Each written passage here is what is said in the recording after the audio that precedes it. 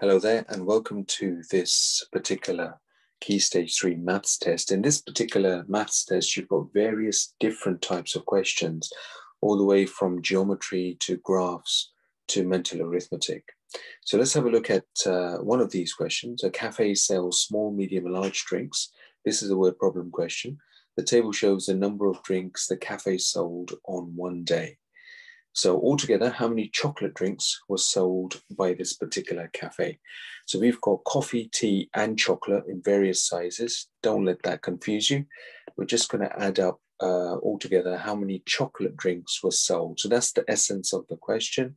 So we're just going to add these up. So 8, 9, 10, 11, 12, 13, 14. So 4 goes here.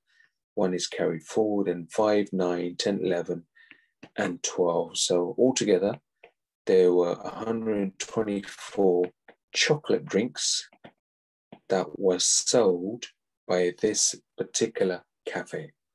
Try your best with every single question and do plenty of working out going forwards as well. And once you've done these 55 various questions, we'll review these in our next class and see how you got on.